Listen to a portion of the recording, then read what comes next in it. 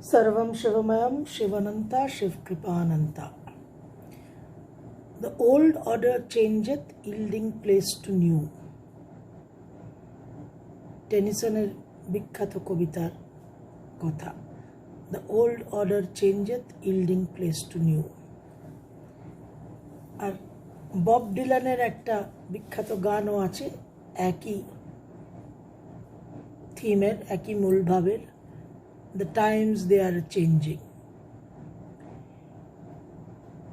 তো অক্ষয় তৃতীয়া এই যে তিথি, যে তিথিতে সমস্ত দোকান বিপণী একটা বিশেষ অনুষ্ঠান, তাদের কাছে অত্যন্ত শুভ মঙ্গলদায়ক অসপিশিয়াস একটা দিন তাদের জন্য। পয়লা বৈশাখ আর অক্ষয় তৃতীয়া এই দুটো দিন ব্যবসা বাণিজ্য যারা করেন তাদের জন্য বিশেষভাবে তাৎপর্যপূর্ণ, এবং সাধারণ মানুষ সোনার দোকানে, জুয়েলারি শপস, সেখানে গিয়ে সোনা ক্রয় করেন। এই ধারণা থেকে যে অক্ষয় তৃতীয়াতে গোল্ড পারচেজ, স্বর্ণ ক্রয় করলে সারা বছর একটা স্বাচ্ছল্য, একটা আর্থিক শুভ প্রভাব তাদের জীবনে থাকবে। তো এবছর তো আর গোল্ড ক্রয় করা যাবে না, তাই আমার এক পরম ঘনিষ্ঠ বান্ধবী আমাকে ফোন করে প্রশ্ন করলেন, সেই কথাটাই উল্লেখ করি যে এবছর কি কিনবেন, মারিগোল্ড না টাটা গোল্ড না আমুল গোল্ড? অত্যন্ত প্রাসঙ্গিক প্রশ্ন, কারণ সেও তো পাওয়া যাচ্ছে না। সেখানেও হাহাকার, সেখানেও 50 জনের লাইন গোল গোল করে 1 মিটার দূরত্বে দাঁড়িয়ে। কিন্তু এই অক্ষয় তৃতীয়া নিয়ে আলোচনা করার উদ্দেশ্যটা এটাই দর্শক বন্ধু, যে অক্ষয় তৃতীয়া যে তিথিটা, এই তিথিটা খুব অনন্য, কারণ এই তিথিতে সূর্য এবং চন্দ্র, এই যে দুটো জ্যোতিষ্ক, দ্য টু লুমিনারিজ, এই দুটো জ্যোতিষ্কই কিন্তু তাদের নিজেদের তুঙ্গস্থানে অবস্থিত থাকে। অর্থাৎ সূর্য থাকে মেষ রাশিতে এবং চন্দ্র থাকে বৃষ রাশিতে, এবং এবছর চন্দ্র এবং শুক্র একত্রে। সুতরাং সক্ষেত্রস্থ শুক্রকে নিয়ে চন্দ্র, যে শুক্র কিন্তু বক্রগতির জন্য প্রস্তুতি নিচ্ছে। তো এই যে শুক্র সক্ষেত্রস্থ সঙ্গে তুঙ্গস্থ চন্দ্র এবং তুঙ্গস্থ রবি, তো তুঙ্গস্থ রবি মানে নামযশ সরকারি চাকরি নয়। ওই জায়গা থেকে আমাদের বেরিয়ে আসতে হবে, আর পৃথিবীটা সেই জায়গায় নেই এবং সেই জায়গায় ফিরবেও না। এবং যারা মনে করছেন যে এই লকডাউন কেটে যাবে, করোনা চলে যাবে, আবার সাধারণ আগেকার অতীতের জীবনযাপনে তারা ফিরবেন, তাদের জন্য একটা ভয়াবহ দিন কিন্তু দাঁড়িয়ে অপেক্ষা করে আছে। তাহলে তুঙ্গস্থ রবি মানে নামযশ, খ্যাতি আর সরকারি চাকরি, এই ধারণা থেকে যেরকম বেরিয়ে আসতে হবে, সেরকম ওই তুঙ্গস্থ চন্দ্র সক্ষেত্রস্থ শুক্রকে নিয়ে বৃষ রাশির অবস্থান মানেই আমার খুব কালপুরুষের দ্বিতীয় ভাব, অর্থাৎ সঞ্চয়, সমৃদ্ধি, ভালো থাকা, গুড লিভিং, এই জায়গা থেকেও কিন্তু আমাদের বেরিয়ে আসতে হবে। এই তুঙ্গস্থ রবি আর এই তুঙ্গস্থ চন্দ্র সক্ষেত্রস্থ শুক্রকে নিয়ে, অর্থাৎ আমাদের একটা উন্নত চেতনা থেকে নিজেদের পরিচালনা করতে হবে। We must operate from a higher consciousness. Never before has this been more necessary than now. এত বছর আমরা যা করে এসেছি, ঠিক আছে, সব ভুলে যেতে হবে আমাদের। এই শিফটটা, এই পরিবর্তনটা যদি আমরা না করতে পারি, আমি আপনাদের গ্যারান্টি দিয়ে বলতে পারি যে আমাদের অস্তিত্ব বজায় থাকবে না। We will not make it for sure. 26শে নভেম্বর 2019 আমি এই করোনা ভাইরাসের প্রেডিকশন করেছিলাম। তারপর ডিসেম্বরের 8, 9, 10 ওই সময়টাতেও আমি ভবিষ্যৎবাণী করেছিলাম যে ভয়াবহ ধ্বংসাত্মক ঊর্জা আসছে। তাতে বহু মানুষ আমাকে বিদ্রূপ করে বলেছিলেন যে আপনি অত্যন্ত নেতিবাচক, নেগেটিভ কথাবার্তা বলেন। সেই সব মানুষদের কিন্তু আর এখন খুঁজে পাওয়া যাচ্ছে না। সুতরাং যদি আমরা সারভাইভ করতে চাই, যদি অস্তিত্ব বজায় রাখতে চাই, যদি নিজেদের সাস্টেন করে রাখতে চাই, তাহলে কিন্তু আমাদের এই হায়ার কনসিয়াসনেস থেকে অপারেট করাটা অত্যন্ত জরুরি। আর অক্ষয় তৃতীয়া, যেটা এবছর 26শে এপ্রিল পড়েছে ভারতবর্ষে, এই অক্ষয় তৃতীয়ার দিনটা থেকে আমাদের ম্যাক্সিমাম বেনিফিট নিতে হবে, এক্সট্রাক্ট করতে হবে। আমরা যে নিজেদের চালনা করি, আমাদের যে সক্রিয় ক্রিয়াশীল অবস্থা, আমরা যে সমস্ত কাজ কর্ম করে থাকি, কর্ম সম্পাদন করে থাকি, সেটা অতি অবশ্যই হায়ার কনসিয়াসনেস থেকে করতে হবে। এবং এই অক্ষয় তৃতীয়ার দিনটা আরও তার জন্য আমাদের একটা বড় রিমাইন্ডার, আমাদের মনে করিয়ে দিচ্ছে।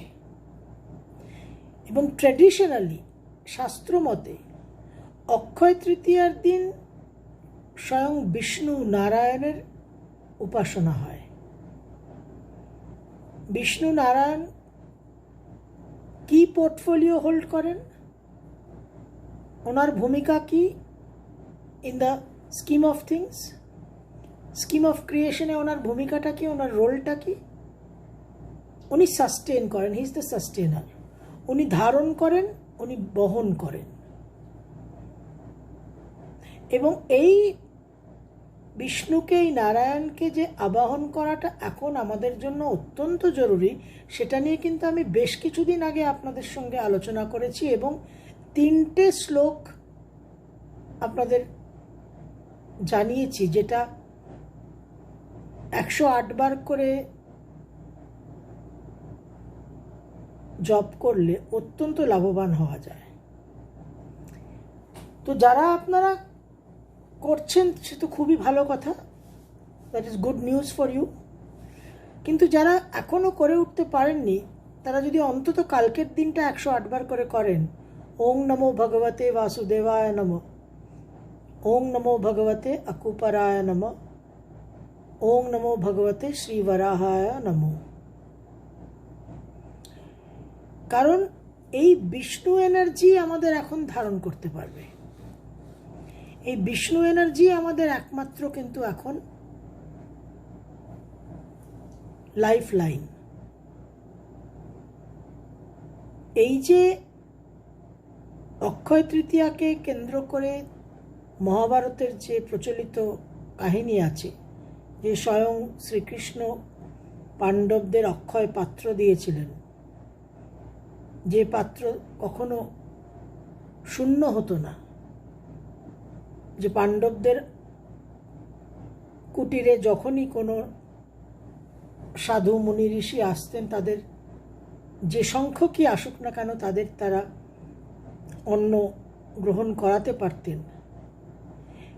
বেসিক এসেন্সটা বুঝতে হবে যে পাত্রটা তখনই অক্ষয় হচ্ছে যখন আমি বিতরণ করব অন্ন, অন্ন ক্ষেত্র থাকবে আমার, অন্ন দান করব। নিজে সব কিছু ভোগ করার জন্য কিন্তু আমার পাত্রটা অক্ষয় হবে না। নিজে সব কিছু ভোগ করলে অতি অবশ্যই চরম ক্ষয়িষ্ণু হবে পাত্র। তাহলে এই যে ত্যাগযুক্ত ভোগ, উপনিষদে বলছে ত্যক্তেন ভুঞ্জিতা, এই ত্যাগযুক্ত ভোগে যদি আমরা নিজেদের মানসিকতাকে সমর্পণ করতে পারি, তবেই কিন্তু আমাদের পাত্র অক্ষয় পাত্রে পরিণত হবে। এই সময়টা এবং এই যে আমরা যে চরম বিপন্নতার মধ্যে চলছি, যাতে বহু মানুষ সাংঘাতিক দুর্দশায় আছেন, এই সময়টা আপনারা দান করুন আপনাদের যতটুকু যা সম্ভব। মানুষ না হলেও অনেক পশু প্রাণী আছে যারা খেতে পাচ্ছে না, যারা দোকানপাট, বাজার এইসবের উপর নির্ভরশীল ছিল। বাজার বন্ধ হয়ে গেছে, বাজারের যত বেড়াল, কুকুর, তারা কোথায় যাবে? তাদের তো কোনো অন্যের কোনো ব্যবস্থা নেই। মানুষ হোক, পশু প্রাণী হোক, একটা সেবা, একটা সার্ভিস আপনারা শুরু করুন, এবং অতি অবশ্যই এটা এই অক্ষয় তৃতীয়া থেকে শুরু করুন। এবং অক্ষয় তৃতীয়ার দিন ডেফিনেটলি 108 বার 3টে মন্ত্রই, কিন্তু 3টে শ্লোকই জপ করবেন। ভিডিও দেখে নিন, আমার স্পেসিফিক একটা আলাদা মেডিটেশন মডিউলও করা আছে। এই কুর্ম অবতার, এই বরাহ অবতার এবং ওং নমো ভগবতে বাসুদেবায় নমঃ কীভাবে মেডিটেশন করবেন, স্পেশালাইজড একটা মডিউলও করা আছে, সেটাও দেখে নিতে পারেন, সেটাও করতে পারেন।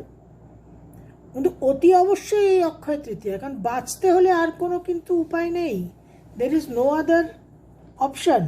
এবং এতদিন আমরা যেভাবে দিন কাটিয়ে এসেছি, যেটা আমাদের লাইফস্টাইল ছিল, মোডাস অপারেন্ডি ছিল,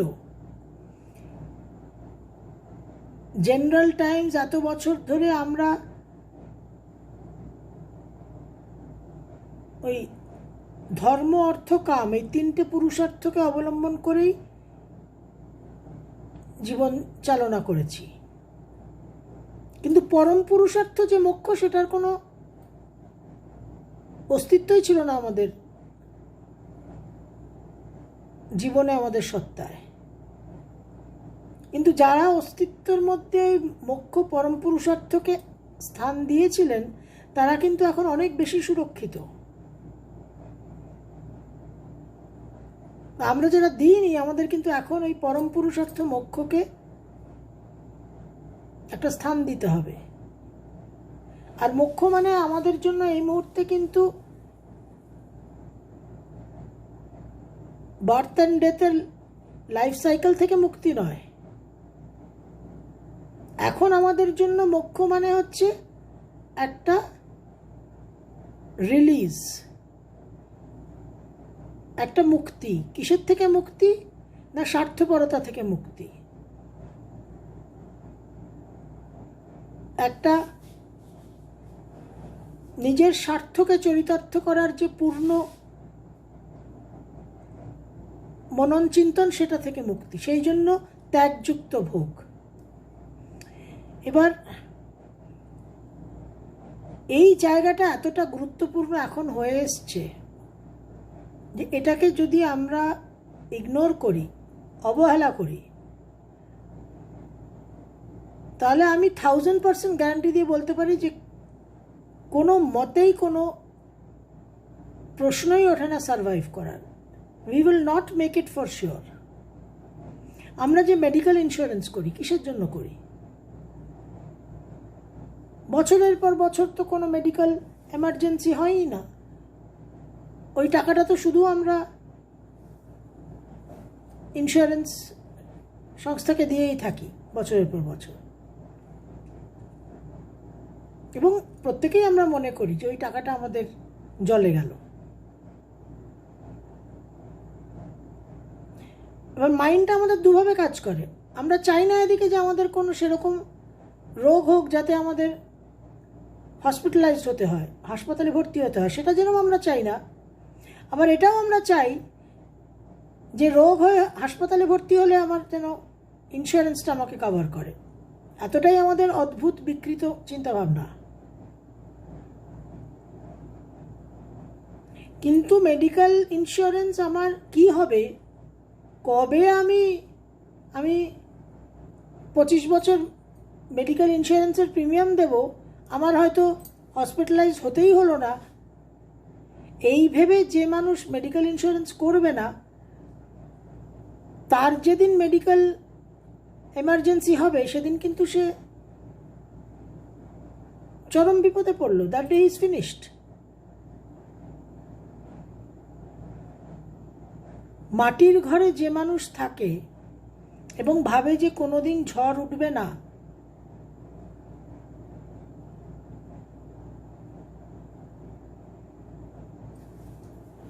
সমুদ্রের ধারে উপকূলবর্তী এলাকায় মাটির ঘরে থাকে সে, এবং সে ভাবে যে কোনোদিন ঝড় উঠবে না, এবং সে কিছুটা নিজের বাড়িকে পাকা বাড়ি করার জন্য কোনো চিন্তাভাবনাও করে না, কোনো ব্যবস্থাও নেয় না,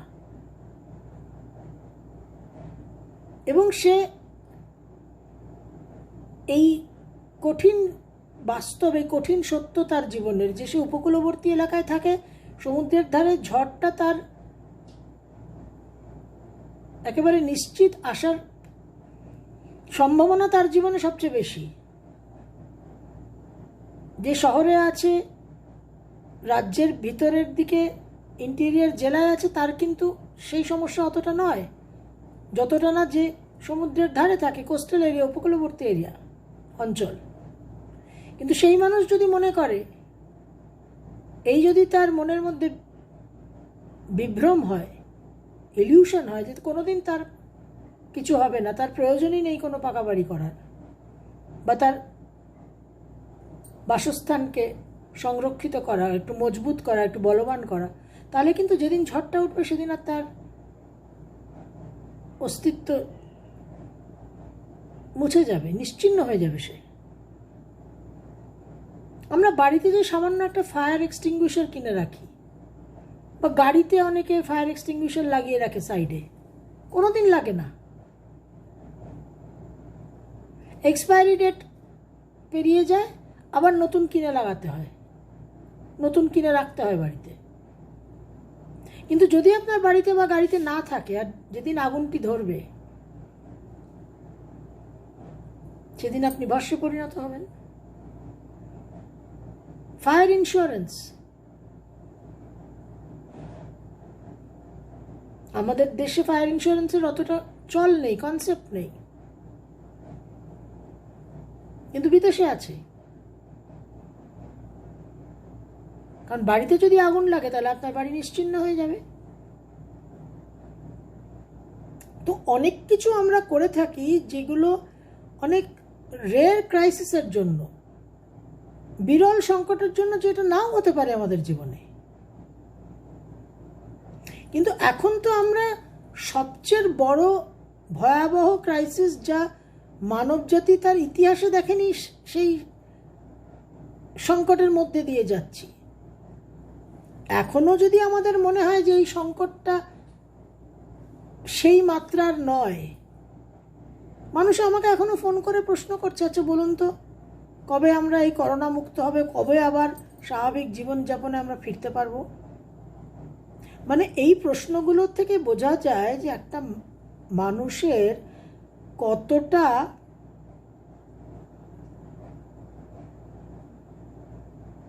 ইলিউশনের মধ্যে মানুষ আছে, কতটা তার ব্রেনটা ডিসফাংশন করছে, ম্যালফাংশন করছে, কোনো কিছু তাকে প্রবেশই করছে না, তাকে ভেদই করছে না, সে পেনিট্রেটই করছে না তার সিস্টেমকে, সে বুঝতেই পারছে না, সে ভাবছে এটা আরেকটা one of those normal range problems. পরিস্থিতি দেখছি, সংবাদ শুনছি,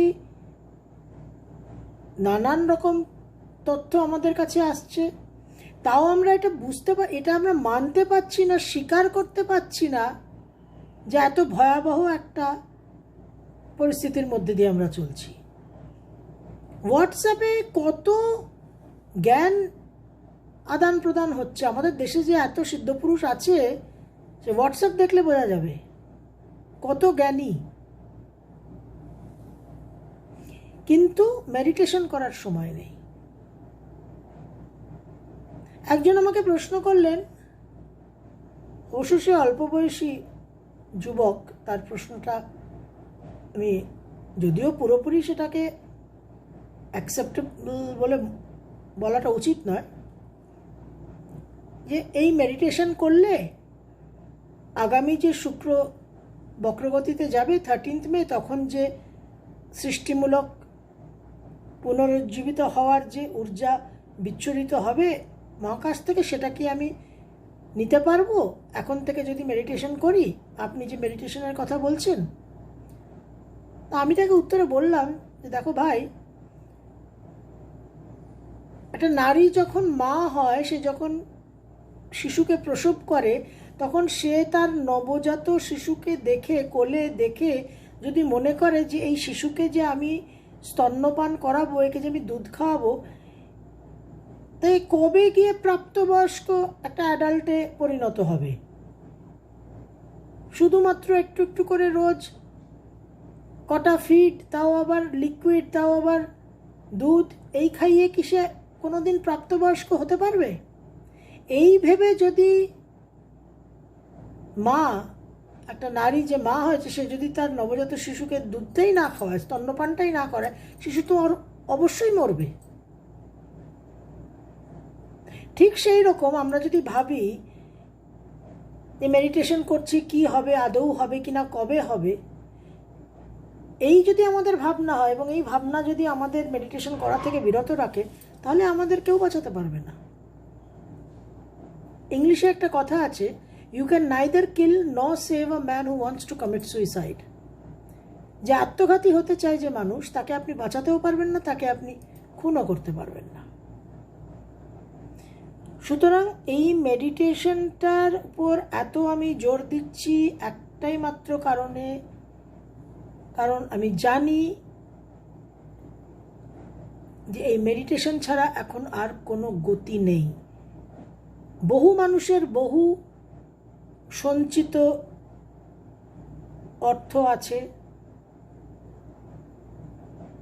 সেখান থেকে তারা মনে করছেন যে তারা সংরক্ষিত, দে আর প্রোটেক্টেড, তারা নিরাপদ, তাদের যে রিজার্ভ আছে সেই রিজার্ভ থেকে তারা ভাঙিয়ে খাবেন। অনেকেই এটা মনে করছেন যে অতিরিক্ত সারপ্লাস তাদের কাছে আছে,